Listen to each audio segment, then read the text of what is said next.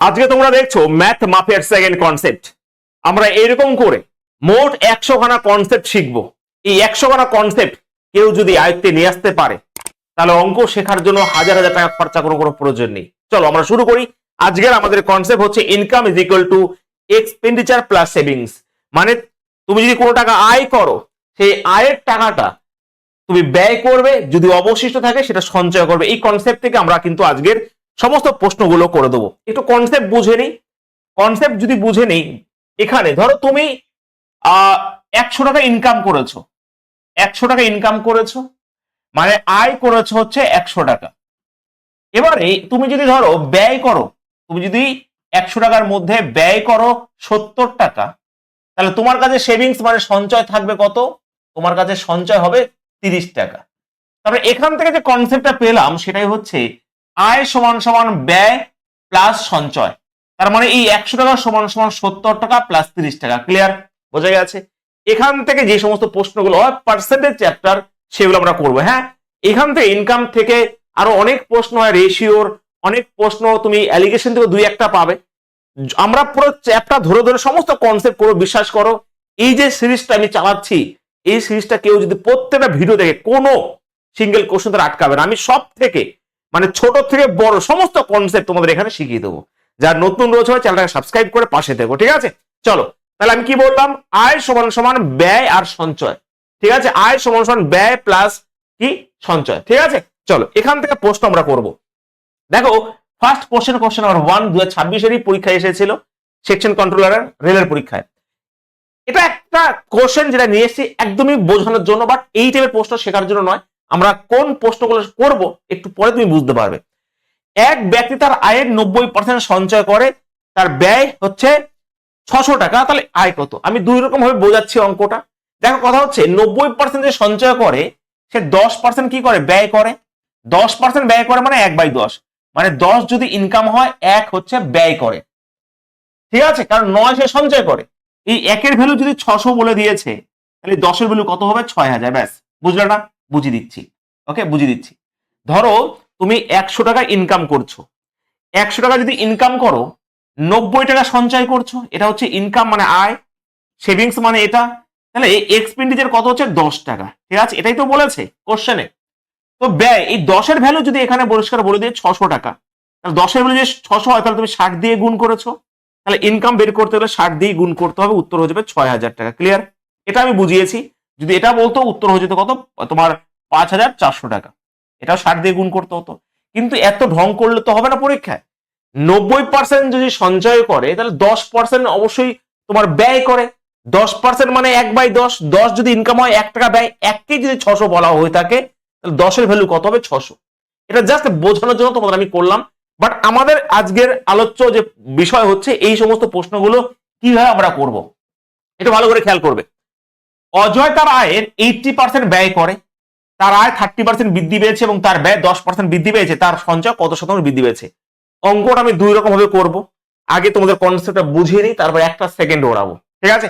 দেখো, যদি আমি 100 ধরে করি, ভালো করে বুঝবে। আয় ধরো এখানে ইনকাম যদি আমি অজয়ের ধরো 100 ধরি, সে ব্যয় 80% করেছে মানে 80 টাকা করে দিয়েছে। তাহলে সঞ্চয় কত করেছে? সঞ্চয় কিন্তু সে 20 টাকা করেছে। কারণ আমরা একটু আগে বললাম যে ইনকাম সমান সমান এক্সপেন্ডিচার প্লাস সেভিংস। আচ্ছা, যদি আয় 30% বৃদ্ধি পেয়েছে, তাহলে এটা যদি 30% বৃদ্ধি পায়, তাহলে 100-র 30% বৃদ্ধি পেলে 30 টাকা বৃদ্ধি পেয়েছে ইনকাম এখন, তাহলে প্লাস 30। এই যে 80-র ব্যয় 10% বৃদ্ধি পেয়েছে, এটা যদি 10% করো, 80-র 10% সবাই জানে ভাই।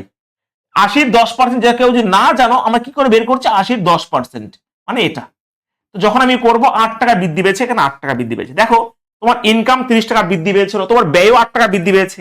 তাহলে আমি যদি এখান থেকে একটা বাদ দিয়ে দিই, তার মানে আমার 22 টাকা কি বৃদ্ধি পাবে? সেভিংস বৃদ্ধি পাবে না?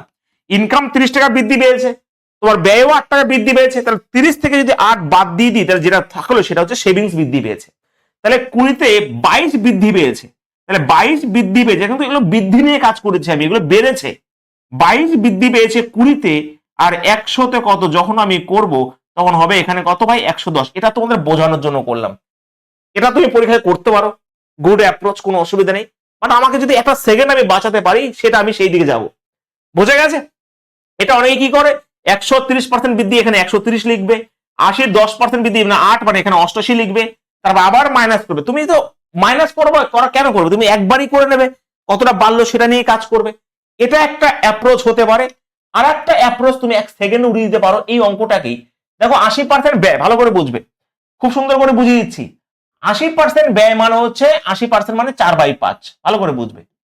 80% ব্যয় মানে 5 যদি ইনকাম হয়, ইনকাম যদি 5 হয়, 4 হচ্ছে ব্যয়, তাহলে 1 হচ্ছে সঞ্চয়। ক্লিয়ার? একদমই হ্যাঁ স্যার, এটা ইনকাম, এটা এক্সপেন্ডিচার, আর সেভিংস। এবার কি করব, এই কনসেপ্টটাকেই সম্মান জানিয়ে, মানে এটাকেই আমরা কি করব, আয় 30% বৃদ্ধি পেয়েছে, তাহলে এটার সাথে ডাইরেক্ট 30% বৃদ্ধি মানে কি গুণ করে দেবো। 5-এর সাথে 30 গুণ করলে 150 হয়ে গেল। ঠিক আছে, এবার 4-এর সাথে দেখো 10 বৃদ্ধি পেয়েছে, তার মানে কত হবে, এখানে 4-এর সাথে 10, এখানে ডাইরেক্ট গুণ করে দাও, 40 বৃদ্ধি পেলো এখানে। তাহলে 150 থেকে 40 যদি বাদ হয় তাহলে 110 হবে। এবার আমাকে বলো এই 1-এর থেকে কত গুণ করলে 110 হয়, তাহলে 110%। ব্যাস, খেলা শেষ। বোঝা গেছে ভাই? আমরা অঙ্ক করবো এরকম ভাবে তো শিখতেই হবে, কিন্তু অঙ্ক সবসময় এরকম ভাবে করার চেষ্টা করব। দেখো আমি আবার বলছি, এখানে আয়ের 80% ব্যয় করো, 80% 4/5, 5 যদি ইনকাম হয় 4 টাকা তোমার খরচ হবে, 1 টাকা সঞ্চয় হবে। এই 5-এর সাথে যে 30% বৃদ্ধি বলেছে, এটা ডাইরেক্ট গুণ করে 150 হবে। 4 সাথে 10 গুণ করলে কত হবে, 40 হবে। এই একই কনসেপ্ট গুলো আসবে। ঠিক আছে, এবং এবার দেখো 150 থেকে 40 বাদলে কত হয়, 110। তাহলে এই 1 থেকে কত গুণ করলে 110 আসে, 110। ব্যাস, খেলা শেষ। যদি এখানে 2 হতো তাহলে এখানে 55 হয়ে যেত। বোঝা গেছে? চলো, অনেক প্রশ্ন আছে, কোনো ভয়ের কোনো কিছু নেই। আমরা পরের কোশ্চেন করছি, কোশ্চেন নাম্বার 3, তোমরা নিজেরাই করতে পারবে। এবার দেখো, রমন্তা রায়ের এখানে কি পরিষ্কার বলেছে, 75% ব্যয় করে। 75% মানে 3/4। তোমাকে জানতে হবে 75/100 মানে 3/4। তো ইনকাম যদি 4 হয়, 3 টাকা ব্যয় করে, 1 টাকা সঞ্চয় করে। ক্লিয়ার? আয় 20% বৃদ্ধি পাবে, এটার 20% ডাইরেক্ট 80 করে দাও এখানে। এই 3-এর ব্যয় পার্সেন্ট 10% মানে 30 করে দাও। তাহলে 80 থেকে 30 যদি বাদ হয় 50 হবে। তাহলে 1 থেকে কত গুণ করলে 50% হবে, মানে 50 হবে, তাহলে 50%। খেলা শেষ। ক্লিয়ার ভাই? বোঝা গেছে? তো অপশন নাম্বার সি হবে উত্তর। তুমি 100 ধরে করতে পারো, কোনো অসুবিধা নেই, যেটা আমি শেখালাম করতে পারো, বাট অঙ্ক আমরা এরকম ভাবে করবো। ওকে, এবার সব অঙ্ক এরকম ভাবে করলে আবার বুঝবে না, একটু পরে তুমি বুঝতে পারবে। সমস্ত প্রশ্ন আমি নিয়ে এসেছি। ঠিক আছে, 75% মানে তুমি 100 ধরেও করতে পারো, কোনো অসুবিধা নেই। যে আমি যদি ইনকাম 100 ধরি, আমার ব্যয় হবে 75, তার মানে আমার বাদ বাকি 25 হচ্ছে সঞ্চয়। ঠিক আছে, ভালো করে খেয়াল করো, সঞ্চয়। তাহলে এবার আয় 20% বৃদ্ধি পেয়েছে, এটা 20% মানে এখানে 20 বৃদ্ধি পেয়েছে। 75-এর এখানে 10% বৃদ্ধি পেয়েছে, মানে 7.5 বৃদ্ধি পেয়েছে এখানে। ঠিক আছে, 10% বৃদ্ধি পেয়েছে, এখান থেকে যদি হয় এটা হতে হবে 12.5 বৃদ্ধি পেয়েছে। তাহলে 12.5 বৃদ্ধি পেয়েছে কততে, 12.5 বৃদ্ধি পেয়েছে 25-এ। আর 100-তেও যখন আমি কত করব, তখন আমার উত্তর চলে আসবে এখানে সেই 50%। যেটা ইচ্ছা করো, বাট এটা আমার মনে হয় গুড অ্যাপ্রোচ। ঠিক আছে, চলো কোশ্চেন নাম্বার 4 তোমাদের সামনে রয়েছে। দেখো এই কোশ্চেনটা আবার অনেক সুন্দর একটা কোশ্চেন। কিভাবে করবো দেখো, সোহমের প্রাথমিক ব্যয় তার সঞ্চয়ের অনুপাত ছিল 5/3। ব্যয় মানে ইনকাম সমান সমান আমরা কি জানি ভাই, এক্সপেন্ডিচার প্লাস সেভিংস। তো তো ব্যয় হচ্ছে 5, এটা হচ্ছে 3, তাহলে ইনকাম 8 হয়ে যাবে। এবার এখানে একটা ডেটা দিয়ে দিয়েছে, তার সঞ্চয় 4,500। আমি কি করব, আমি আমার সুবিধার জন্য, দেখো কত রকম অঙ্ক করা যেতে পারে, আমি আমার সুবিধার জন্য এটাকে 800, এটাকে 500, এটাকে 300 করে নিলাম। ঠিক আছে, করে নিলাম, কোনো অসুবিধা নেই। এবার দেখো তার আয় 25% বৃদ্ধি পেয়েছে।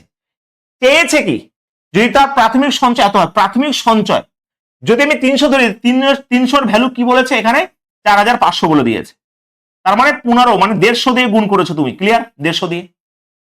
যদি তার 25% বৃদ্ধি পায়, তাহলে বলেছে তার ইনক্রিমেন্টের পরে আয় কত, মানে এখন বাড়ার পরে আয়টা কত। তার মানে আমি অঙ্কটা সে ওই রকম ভাবে তো একদম করতে পারবো না, করলেও আমার মনে হয় বেশি ঘোরাফেরা হয়ে যাবে। আমি 300-র ভ্যালু যদি 4,500 বলি, তাহলে এটার দেখো 25% বৃদ্ধি পেয়ে কত হয়েছে, 25% 200 বৃদ্ধি হয়ে এখন ইনকাম 1,000 হয়েছে। এই 1,000-এর ভ্যালু তোমাকে চেয়েছে। 300-র ভ্যালু যদি এটা হয়, মানে 1-এর ভ্যালু 1500, মানে 150, তাহলে এটা দিয়ে গুণ করে দাও, তাহলে উত্তর হয়ে যাবে দেখো এখানে তোমার আচ্ছা এটা 150 না, এটা তোমার 15 দিয়ে গুণ করা হয়েছে। ঠিক আছে, এটা 15 দিয়ে গুণ করা, 3-এর সাথে 15 গুণ 45, হ্যাঁ 15 দিয়ে গুণ করা হয়েছে। তাহলে এখানেও তোমার 15 দিয়ে গুণ করলে উত্তর হয়ে যাবে তোমার 15,000। ব্যাস, এইটুকু তোমাকে বুঝে নিতে হবে। ক্লিয়ার? আমি আরেকবার বোঝাই, ভালো করে খেয়াল করার চেষ্টা করো। এখানে আমার কি রয়েছে, আমি এটা 3, এটা 5 ধরলাম এবং 8 ধরলাম। এবার নিজের সুবিধার জন্য, কারণ ডেটা দিয়ে দিয়েছে এখানে সঞ্চয়টা, আমি তাহলে কি করলাম, নিজের সুবিধার জন্য 800, 500, 300 করলাম। ভালো করে বুঝে হয়, ভালো করে বোঝার চেষ্টা করো। 300-র ভ্যালু যদি 4,500 হয়, তাহলে 1-এর ভ্যালু 15। এটার 25% মানে কত, 800-র 25% 200 বৃদ্ধি হয়ে এখন ইনকাম আমার 1,000 হয়েছে। তাহলে 1,000-এর ভ্যালু কত, এটা। ব্যাস, এইটুকু তোমাকে বুঝে নিতে হবে। ঠিক আছে, প্রত্যেক টাইপের প্রশ্ন আমি এক এক পর এক করে দিচ্ছি। চলো কোশ্চেন নাম্বার 5, এখানে কি বলেছে দেখো, এখানে পরিষ্কার বলেছে শনি তার আয়ের 15% সঞ্চয় করে, যদি তার আয় 20% বৃদ্ধি পায়, সে এখনো আগের মতনই সঞ্চয় রাখতে চায়, তাহলে তার ব্যয়ের শতকরা কত বৃদ্ধি পেয়েছে? আমরা একই রকম ভাবে করবো। দেখো 15% মানে 3/20, ভালো করে বুঝবে। 15% মানে 3/20, আয়ের 15% সঞ্চয় করে। তো আয় যদি এখানে 20 হয়ে থাকে, 3 সঞ্চয় করে, তাহলে আমার অবশ্যই 17 কি করে থাকে? ব্যয় করে। এটা ইনকাম, এটা এক্সপেন্ডিচার, এটা হচ্ছে সেভিংস। ভালো করে খেয়াল করবে, ঠিক আছে? ভালো করে খেয়াল করবে। আমরা হয় এরকম ভাবে করবো, না হলে 100 ধরে তুমি করতে পারো যদি ফেসে যাও, না হলে রেশিওটাকে 0 বাড়িয়ে নিজের সুবিধার মতন করে নিতে পারো। ব্যাস, এই 3টে জিনিস মাথা রাখবে। তাহলে এবার কি বলেছে, যদি তার আয় 20% বৃদ্ধি পায়, আচ্ছা 20% যদি ডাইরেক্ট বৃদ্ধি পেয়ে যায়, তাহলে এটা কত হয়ে যাবে? এটা 400 হয়ে যাবে। কোনো ডাইরেক্ট গুণ করলাম। এটা বলেছে সঞ্চয় একই পরিমাণ সঞ্চয় থাকবে, সঞ্চয় কিছু থাকবে না, সঞ্চয় সেই ওটাই থাকবে, কোনো পরিবর্তন হবে না এখানে, ঠিক আছে? কোনো পরিবর্তন হবে না। ধরো এখানে 3ই থাকলো, ভালো করে খেয়াল করবে, 3 যদি থাকে এখানে, মানে এটাই সেভিংসটা কি বলেছে এখানে, এই সঞ্চয়ের কোনো পরিবর্তন হচ্ছে না এখানে, ঠিক আছে? তার মানে কি রয়েছে এখানে, তুমি তার মানে যত টাকা ইনকাম করেছো, যদি সঞ্চয়ের কোনো পরিবর্তনই না হয়, তাহলে এটাই তুমি ব্যয় করে দেবে, এটাই তুমি ব্যয় করে দেবে। ভালো করে খেয়াল করে দেবে, ঠিক আছে? এটাই তুমি তো ব্যয় করবে। এটা আমি এগুলো তো মোট দিয়ে কাজ করিনি, ভালো করে বুঝবে। 20% মানে বেড়েছে, মানে 400। সঞ্চয় কোনো আমার এফেক্ট পড়েনি, তার মানে কি এটাই আমার তোমার ব্যয় করতে হবে, এটাই তোমার ব্যয়। তুমি যদি ইনকাম 400 টাকা বাড়াও, সঞ্চয় তো আগেটাই থাকবে। আমি তো এগুলো বাড়া নিয়ে কাজ করছি না। তাহলে যদি তোমার এটা 400 টাকা বাড়ে, তাহলে খরচটা 400 টাকা বাড়িয়ে দিয়েছো, তার জন্য সঞ্চয় আগের মতনই রয়ে গেছে, ঠিক আছে? তাহলে এখান থেকে এটা কত গুণ করলে তোমার মানে কতটা তুমি এক্সপেন্ডিচার কত বেড়েছে সেটা তোমাকে বের করতে হবে। তাহলে 400/17 মানে হচ্ছে 17 দুগুণে 34, 6 শূন্য, 3 সাধারণ 51, এখানে 51 রয়েছে। আর তাহলে 23 দশমিক কিছু একটা উত্তর হবে। আর কোনটা হবে দেখেনি এখানে, 400 দাও, তাহলে 17 দিয়ে করেছি আমি, 17 দুগুণে 34, 6 শূন্য, 3 51, এখানে 9 আর 0, তাহলে 5 85, তাহলে 23.5 হবে এখানে right answer. Option number B হবে উত্তর। আমার কথাকে বুঝতে পেরেছো? আরেকবার বুঝিয়ে দিই আমি, ঠিক আছে?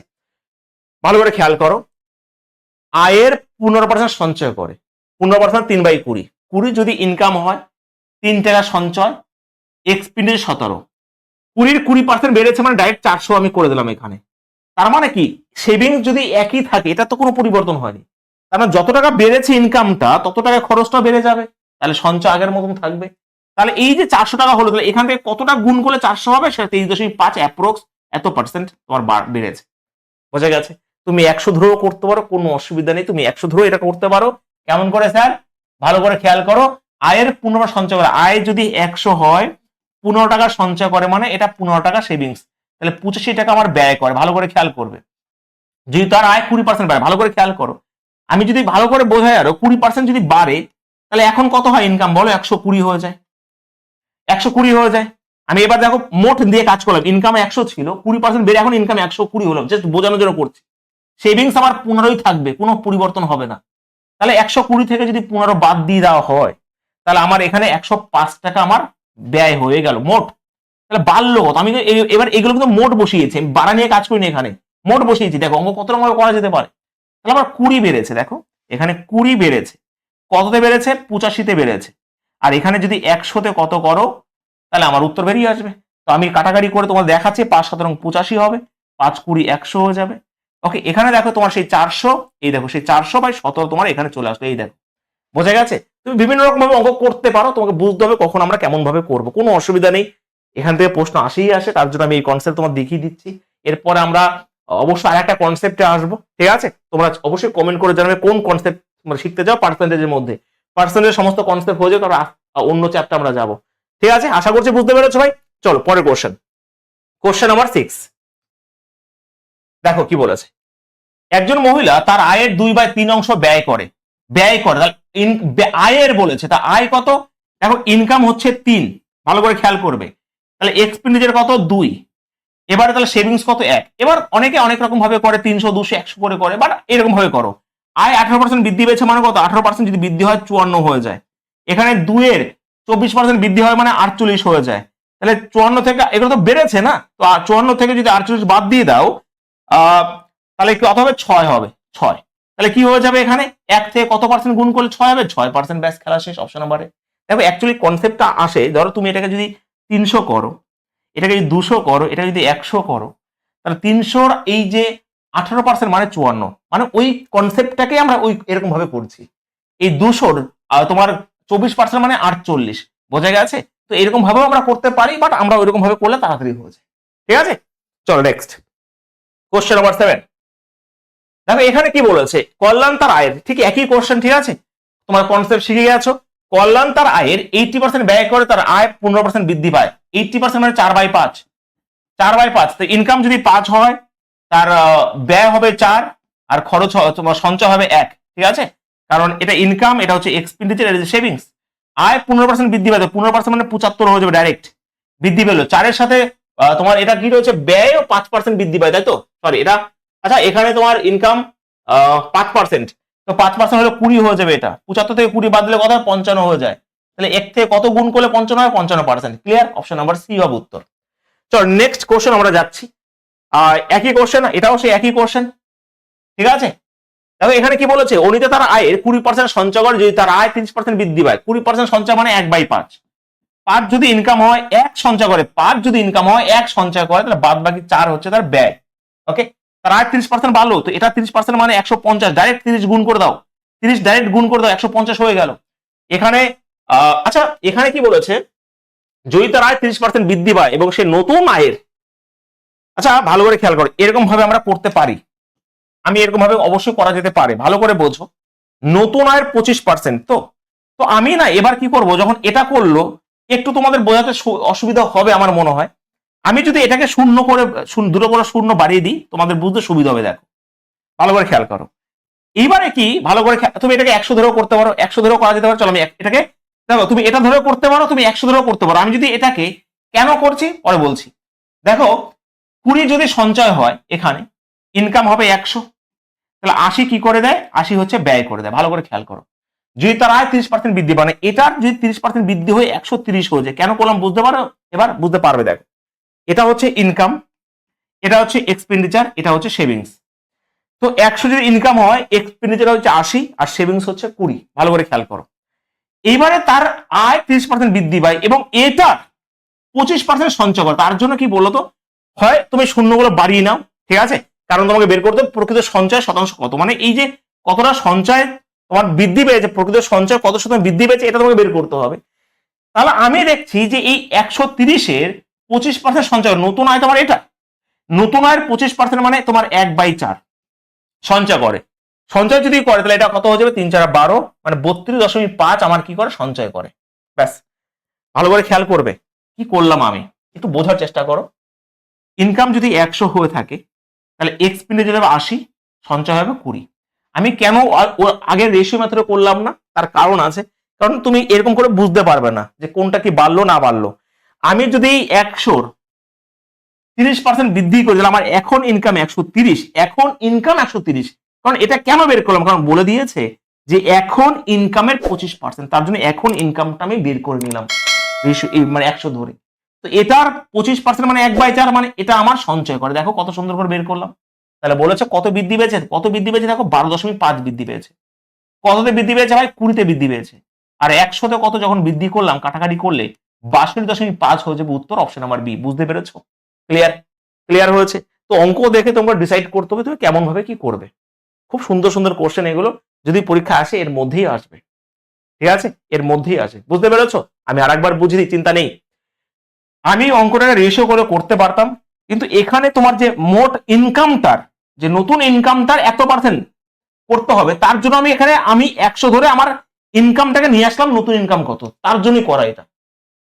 20% যদি সঞ্চয় হয় তোমার এখানে, তাহলে 100 যদি ইনকাম হয় তাহলে 80 টাকা ব্যয় হবে।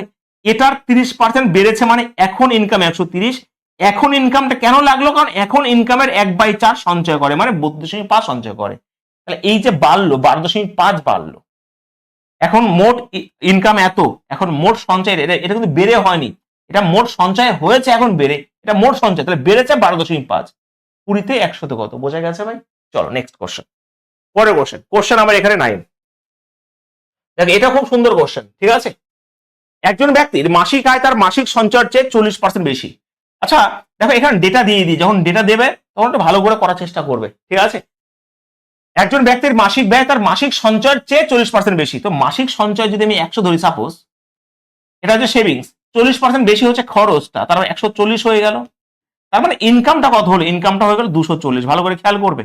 ঠিক আছে, যদি তার মাসিক আয় 40% বৃদ্ধি পেয়েছে, আচ্ছা এটার যদি 40% বৃদ্ধি পায়, ভালো করে খেয়াল করবে, এটার যদি 40% বৃদ্ধি পায় এবং মাসিক ব্যয় এত বৃদ্ধি পায়, তাহলে সে মাসে এত টাকা বেশি সঞ্চয় করে। আগে বলো এটার 40% কত, এটা ডাইরেক্ট যদি 40% করি, আমি তো এগুলো শূন্য ধরে করে করে করেছি, এটার 40% বৃদ্ধি মানে 4×4=96 টাকা। আমি কিন্তু ভালো করে বুঝবে, রেশিও মেথডে করলাম না, এখন আমি 100 ধরে করলাম। তো যখন 240 আমার ইনকাম হলো, 240-এর 40% মানে 96 টাকা আমার ইনকাম বেড়েছে। 140-এর 60% মানে কত, 6×4=84, এটা 60% যদি বেড়ে, 140 60% 84 আমার বেড়েছে, তাহলে 96 টাকা ইনকাম বেড়েছে, 84 টাকা ব্যয় বেড়েছে। এখান থেকে যদি বাদ দিয়ে দিই, তাহলে আমার 12 টাকা কি করে সেভিংস বাড়বে। এই 12কেই বলা হচ্ছে, এটা দেখো ভালো করে খেয়াল করো, এই 12কেই, তাহলে সে মাসে এত টাকা বেশি সঞ্চয়, তাহলে এই 12 আমার এখন বেশি সঞ্চয় হচ্ছে। এই 12কেই পরিষ্কার বলে দিয়েছে 2070। ক্লিয়ার? তাহলে বলেছে প্রাথমিক মাসে ব্যয় কত, প্রাথমিক মাসে ব্যয় মানে 140-এর ভ্যালু কত, ভালো করে খেয়াল করো, 140-এর ভ্যালু কত, ব্যাস এইটুকু তোমাকে বের করতে হবে। এবার দেখো কাটাকাটি করে করতে পারো, তুমি তোমার মতন করে করতে পারো, আমি কাটাকাটি করে দিচ্ছি।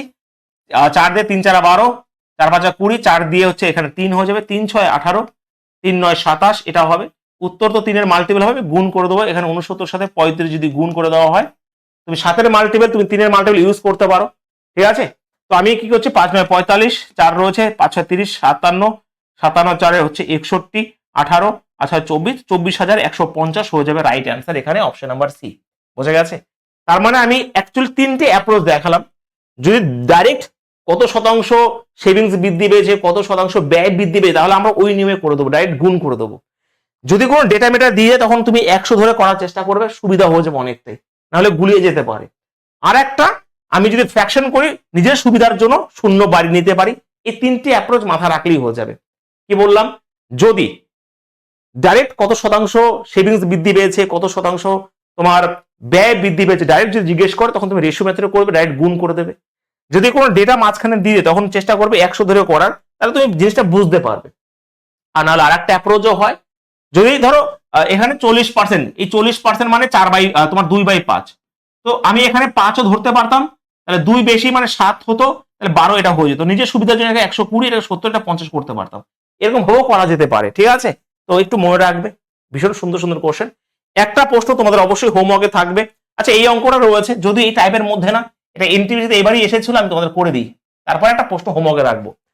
দেখো অতুলের বেতন, এনটিভিসি পরীক্ষা বারবার প্রত্যেকটা শিফটে এই টাইপের একটা প্রশ্ন ছিল। এবার দেখো অতুলের বেতন প্রতি মাসে এত টাকা, তিনি বাড়ির ভাড়ায় এত টাকা, বিলের জন্য এত টাকা ব্যয় করে এবং বাকি পরিমাণ তার মাসিক সঞ্চয়।